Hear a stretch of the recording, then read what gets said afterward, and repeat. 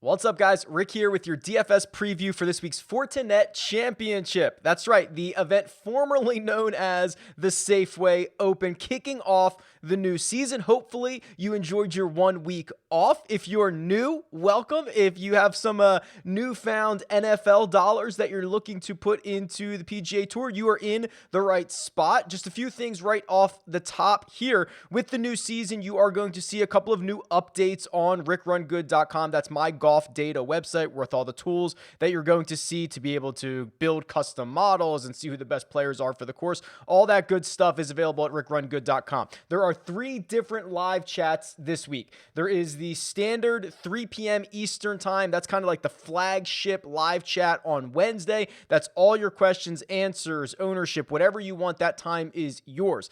8:15 p.m. Eastern time is the Jock Market Power Hour. That is stock market DFS. It is a fascinating game. Lots of strategy, lots of money to be made. Join us for that. We give away free money as well. And then there is a Cut Sweat show on Friday, tentatively scheduled for 4 p.m. Eastern time.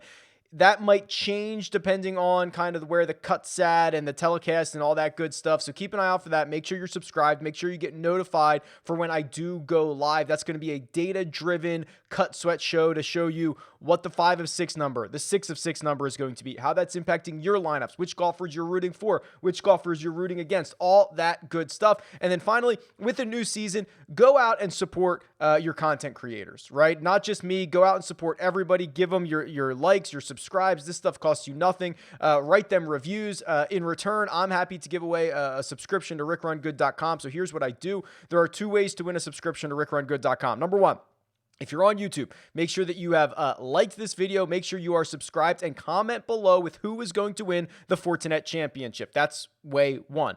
Way number 2 is to leave a 5-star rating and review on the podcast version of this show. It is called 300 Yards to Unknown. There will be a link in the description. Leave a 5-star rating, say something nice about the show, leave me your Twitter handle, and that will get you entered into a draw as well. You do both, you double your chances. Okay. Otherwise, I think it is time to jump in to the DFS preview with a brand new tool. Oh, mama, the brand new Course Key Stats tool. And if you have been following me for the past couple of years, this calculation that I do has forever been one of the favorite, my most favorite things that I do. So essentially what I do is for every single course on the PGA Tour, I run a regression model, right? So the way that I do it is I take all of the season-long stats for each player, compare them to the results at every single course, and start building types of players that have success at every single course. It is more predictive than reactive compared to, I know, some of the ways that other people will do it out there in the industry. And I do have a tutorial for this new tool, but my goal was to, first off, keep all the same great data, make it easier to read, and then give you some actionable data at the end. So let's talk through this. Silverado Resort and Spa. This is the North Course, so same course. It's a new sponsor. Nothing else has changed, right? Still your full field event up in Napa, same course, all that good stuff. It's a par 72, about 7,100 yards. And the way that I have this broken down here on the right-hand side with this radar chart is to show you which stats are more or less important than the tour average. And what you're seeing from Silverado is that the strokes gain metrics, the driving accuracy metrics, the driving distance metrics, the things that are normally the more common stats, all well below tour average. Not anything that stands out really particularly, right? I mean, the best, most important stat would be driving distance, but there are 38 other courses in which driving distance is more important out of the 70 that I've ran. So there's not really a whole heck of a lot of metrics that you would want to be hanging your hat on. Now, I did continue to give you the highest correlated stats. So this is every stat on the PGA Tour. On the right-hand side, I give you what I think are the best, most important stats. I still want to show you the highly correlated stats. And of course, approaches from 125 to 150 yards from the rough is number 1. Again, that's kind of an issue, right? I mean, that's not a real predictive stat. Driving efficiency was number 2. Consecutive greens in regulation is up there as well. You can kind of see this turning into, especially even though these are rough numbers, you can start to see there's a lot of approach numbers on here. There's a lot of driving numbers on here. You can see how this might turn into a bit of a ball striker's place, but there is not one really solid stat that stands out amongst others. But what I have done this year, and this is brand new, is I have this essentially course fit tool. So now finally we've gone, over the years, we've gone one step further each and every time, right? You determine what stats are important. Then you determine how important they are. Then you start to determine who is going to be good in those stats. Then you start to use the metrics and how correlated they are and the differences between those stats, and you start weighing them for each player to find a good course fit. So again, go watch the tutorial. It's on my YouTube channel under Tool Tutorials. But in short, for courses that driving distance is really, really important, you're going to see Bryson DeChambeau and other long hitters get a really big bump there. On courses where driving distance is not as important, you're going to see that be weighed down. And what's really cool about this is I do it for all the major categories, and then you can choose how many rounds you want to look at. Yeah. It's kind of crazy. So I have the last 50 rounds plugged in here. That's kind of a longer term view for me. And right out of the gate, you can see Cameron Young, number 1 in adjusted fit. Now, let's be real here. I only have 4 measured rounds on Cameron Young. So you can kind of, you can take that into consideration, but you can move past that. No surprise to see Jon Rahm. Jon Rahm, his accuracy off the tee, his distance, when you start looking at how these numbers up top correlate to success, and the stat categories that Jon Rahm is good at and how he is better than them at the rest of the field, he's your number 1 course fit.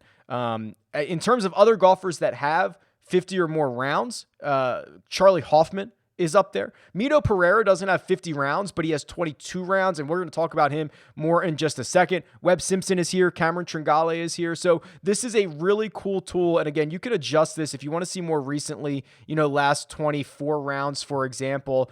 You'll see this jump around. Kevin Na gets a boost. Hank Lebioda gets a boost. Pat Perez gets a boost. So it's a really cool course fit tool that is math based, which I love. It's all very data driven, and then you can decide the time frame that you want. Let's take a look at the cheat sheet here. And what you're going to notice is that Jon Rahm has done it. He has cracked the $12,000 mark on DraftKings. He's $12,100. That is the most expensive non-tour championship salary that I have in my database, which goes back to 2018. So we are in uncharted territory here for Jon Rahm, and there's a big gap between him and Hideki Matsuyama, the second most expensive golfer. Now, is it warranted? Well, Rahm hasn't played here since 2017. He finished 15th. He is a completely different player since then. He's been absolutely dominant. He seems to be wanting to round into shape for the Ryder Cup, which is coming up in just a couple of weeks. So it was a little bit of a surprise to even see him teeing it up at this event, and I really don't think the price is that bad, right? I mean, he should have been easily $11,900, $12,000, something like that. If you look at his betting odds, he is 3-1. He is 3-1, which is, again, the shortest odds that I have in my database for any full field event, any non-tour championship outright win. I mean, it's shocking. So what I think is going to end up happening is I especially in single entries, Jon Rahm is going to be he's going to continue to be very, very popular. He might push 35 or 40% ownership in single entries because there are a lot of new names in this field, and people are going to go with what they know, right? They're going to go with the comfort level, the acumen, the recent play of Jon Rahm, and the fact that he is such a huge favorite. I don't have a problem with that because I think we can sift through the rest of this field and find some of those non-familiar names that I think can play really well at this event. So I don't think I'll bet Jon Rahm to win, but I have no problem kind of rolling him out in my DFS lineups for this week. Now, the rest of this 10K range is kind of interesting, and I don't mean that necessarily in a good way. I think if you play Jon Rahm, you can probably avoid the rest of this $10,000 range. Do I want to pay a flat $10,000 for Kevin Na, who has been scorching hot? Unlikely. None of these guys have a lot or great success in Napa. I think the one most interesting might be Webb Simpson. Webb had such kind of a weird year, right? I mean, he tested positive for COVID last year. He had the neck injury. He didn't really play up to what we were expecting, but I did start to see some good signs from Webb, at least in the last couple of months of last season. You can see he ends his season and he doesn't go to the Tour Championship, so he ends at the BMW Championship, gaining a lot of strokes on approach in his last 3 events. He gained strokes on approach in essentially 8 of his last 10. That's a very good sign. The putter, we're going to start to need to see him get more consistent with the putter. That's the blueprint for Webb Simpson. But I think that the 2021/2022 season is probably going to be a pretty good time to buy low on Webb. And I know it's funny to say that at 10,800 here. I still think it is a buy low opportunity just because of what expectations are going to be. I don't think people are going to opt to play a lot of Webb. You're going to see Will Zalatoris in a lot of lineups. He's been now crowned as your Rookie of the Year from last season. He unfortunately did not get to compete at in any of the playoff events. But if you start to look at, let's just go to the Holy Grail here and look for, Zalatoris after he came on the scene last year. Let's pull up those numbers, which I think would have been about the U.S. Open in September. Yeah, so if we run this back to last September, so about the last 365 days of guys who had as many rounds as Will Zalatoris, nobody was better in terms of strokes gained total. Now, of course, Webb Simpson was close. He was better in this field. Jon Rahm, obviously significantly better, did not play as many rounds as Will Zalatoris, but only played 6 less. So Zalatoris is certainly deserving of this $10,500 number. I think he's probably going to be the second most popular one in this on this slate, or at least, out of this $10,000 range. So I think it goes probably Rahm, then Zalatoris, then kind of a toss-up maybe between, I could see Kevin Na getting a lot of love because people are going to look at his results and see that he's got 4 consecutive top 20s, with 3 of them being top 8 finishes and all that good stuff. So I imagine that's kind of how the $10,000 range shakes out. The $9,000 range is pretty fascinating. It's very, very small. Cameron Tringale at 9,700, I think is the most interesting. So if you look at this metric right here, he gains on average 13 DraftKings points to the field. What does that mean? It's the same thing as strokes gained. You take the average number of DraftKings points each week, and if you earned more than that, you earned more. If you earned less than that, you lost, right? That's literally how it works. And what it really kind of does is it levels the playing field for very difficult courses, very easy courses, because scoring 75 DraftKings points in a no-cut event that is very easy is not all that great. Scoring 75 DraftKings points at the U.S. Open in a cut event where things are very difficult is awesome. So this kind of normalizes it a little bit. And if you look at the $9,000 range, he is basically head and shoulders above everyone else in terms of those DraftKings points gained, right? I mean, Mark Leishman has half the number that Cameron Tringale has. Siwoo Kim, a quarter of it. He really does kind of stand alone. And if we do look at his golfer profile and we look up his metrics, we can kind of see the types of ways that Tringale gets this done. And it is generally through very good putting. Last year, he was 16th on tour. He's pretty good on approach, 42nd there. And then strokes gained off the tee. That's kind of where he struggles, but he has gotten better. 115th on tour. You can see at the end of 2020, that would be a little bit of a concern for me, where he just kind of started losing the gains that he had with the driver at the end of, of the 2021 season. It's going to be hard to convince myself that we're already into the 2022 season. But if he can figure that out, and generally speaking, what I like to do is, guys who had multiple weeks off, right? These guys played nearly every single week. He hasn't played since the BMW Championship, so he had the Tour Championship off. He had the week off, obviously, for the break. It's been now 3 weeks. I like to at least give most guys credit for getting back to their baseline. And if Cameron Tringale gets back to his baseline in a lot of areas, especially with the driver, I think he becomes much more interesting, and he does play here at Napa a lot, so it should be a course that he is familiar with. The other one out of this range would be Sebastian Munoz. He's $9,200. He is a lot more volatile than some of the other golfers that we have on the PGA Tour, but look at his approach numbers at the end of the 2021 season. He gained strokes on approach in every event dating back to the U.S. Open. That was 8 measured events for him. Same thing from tee to green. The putter is the one thing that kind of unlocks his good results, right? He can gain 2 strokes putting and finish 4th at the Olympics. He can gain 2.6 0.6 at the John Deere and finished 4th at that event. Obviously a much larger event on the PGA Tour. So he is a much more volatile option. In no way would I be encouraging him as a safe play, but I do think he is an interesting one. What's up, guys? Just wanted to pop in real quick and see if you're a member of RickRunGood.com yet. If you have not been paying attention, there's been a lot of new data injected. There's been a lot of new tools. Things are constantly being updated. You're getting official PGA Tour strokes gained data round by round. There's a ton of Korn Ferry Tour information. There's a ton of Champions Tour information. The custom model is constantly being expanded so that you can choose any metrics that you want and create lineups that way. It's constantly being updated, and there are a few ways to join. It's $7 a week. It's $20 a month. It's $100 for 6 months or $200 for the year, which also gets you access into the Slack channel where there is plenty of discussion, questions, answers, all that good stuff going on all the time. So don't wait any longer. Subscribe to RickRunGood.com.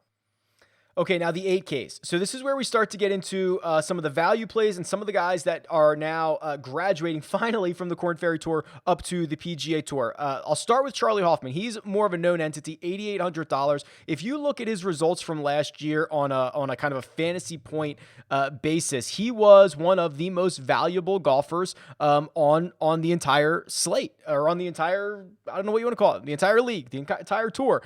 Because what he generally did is he had a lot of top 20 finishes, and he was generally always very cheap. And to see him priced in a way at $8,800 that is cheaper than Grillo and Champ and Varner and Siwoo Kim and Mark Leishman, does he have as much upside as some of those guys? Maybe not. But is he more solid? Has he been out producing kind of that value metric, that fantasy points per $1,000 that you spent? Yeah, absolutely. He was one of the most valuable guys on the slate last year.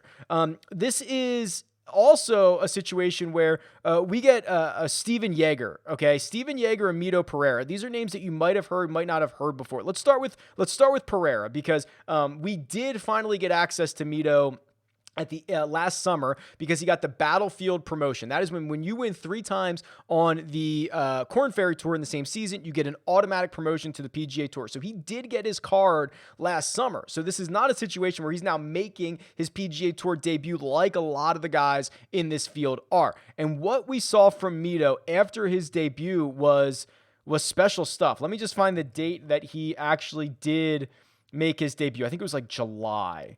Yeah, okay, so it would have been basically July 4th, the Rocket Mortgage Classic. Let's run the numbers for everybody on tour since July 4th.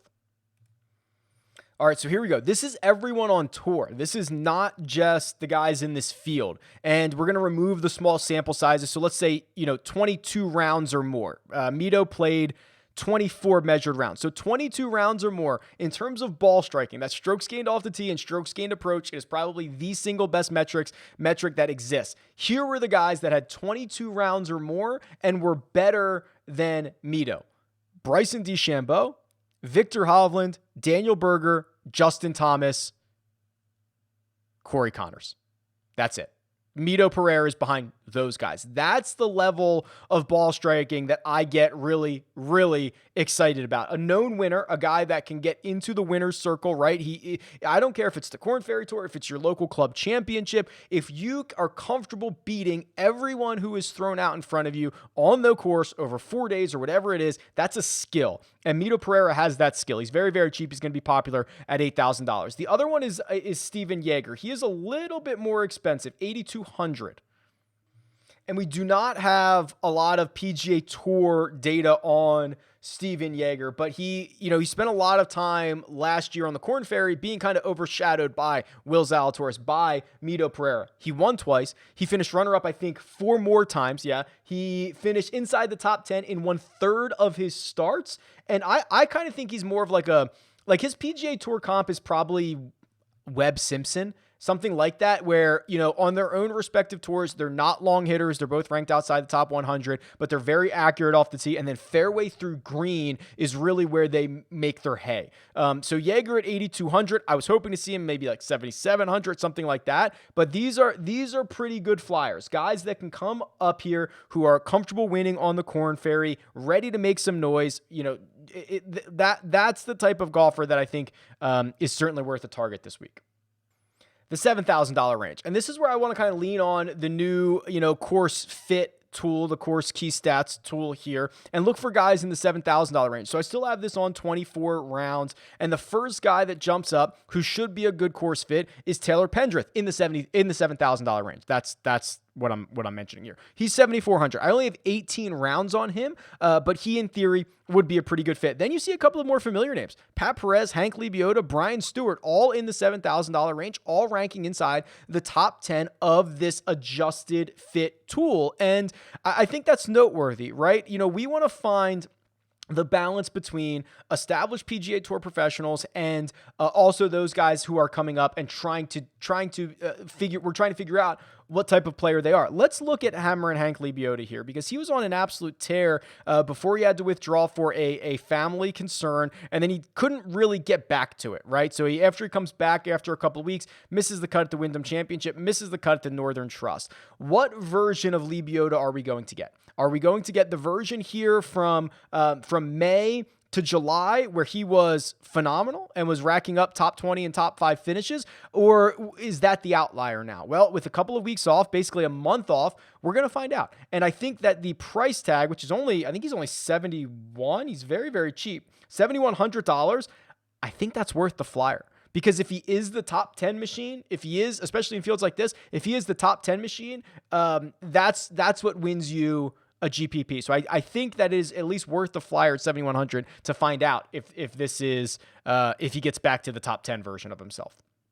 I would not mind taking a flyer on $7,500 Patton Kizzire. So he finished second here in 2017. But if you look at his last season, which I like to look at this, the DraftKings points gained. How often is he gaining points to the field, and how many? And in terms of the first question, he's doing it a lot. There was really only a handful of tournaments out of 22 last year that he did not gain DraftKings points to the field, and sometimes he gained a lot. He gained 55 to the field at the John Deere Classic, 36 to the field at the Rocket Mortgage, 29 at the 3M Open, even a playoff event. The Northern Trust gained 16 points to the field that week as well. I think that we have seen his putter kind of determine how well he's going to play over the course of a given week. And if that putter can stay hot, I think it's interesting. And that reminds me, let's just go to this as well. There's just so much stuff I want to do here. Let's also just go to these hybrid greens, right? So what we have here in Napa is a combination of Poana greens and bent grass. Now, we're never going to know, is it 60-40? Is it 70-30? We're never going to know that, and we're never going to know it for all the other course comps that I have. But I do think there is something to that blend, that hybrid blade. And I know people love the grass analysis. So what I'll do is I'm just going to run this from the start of 2011, which is how far my data goes back, and on greens that are these hybrid greens. Let's just look at who the best putters in the field are in those situations, and I want at least a decent sample size. So Matt Kuchar, I suppose, would be number one. He has 68 rounds on the hybrid. He's $7,000, so he's in the range that we're currently talking about. He gains about 0.8 of a stroke per round on these greens. Bo Hostler, Brandt Snedeker, Andrew Putnam, Aaron Baddeley, Brendan Todd, kind of rounding out some of the top players on these bent /PO greens. The other one that I think is kind of interesting, and we only have 24 rounds on him, but it's Kiradad Affy Barnrat. He is $7,300. This is likely his best putting surface, and we just saw him be in contention at the BMW PGA Championship last week on the European Tour, and that is it's their Players' Championship, right? It's a huge event for them. Billy Horschel went over there. Victor Hovland went over there. A lot of big-name players were playing that event, and Kiradad was keeping his name in the mix, $7,300. Again, we're in flyer mode right now. That's kind of where we're at when we're getting into that $7,000 range. What types of golfers are we getting? Most we haven't seen play anywhere in weeks. We're trying to just figure out the considerations along the way.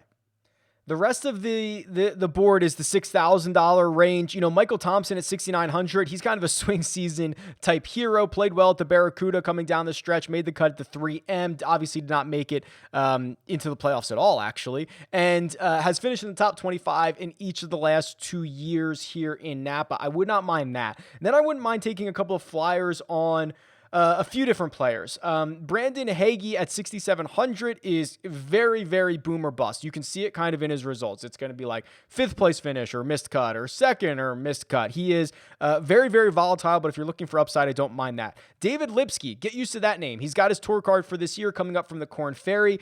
Very solid Korn Ferry Tour player. I'm excited to see what he's able to do at 6,700. I'm excited to see what he's going to do on tour this season.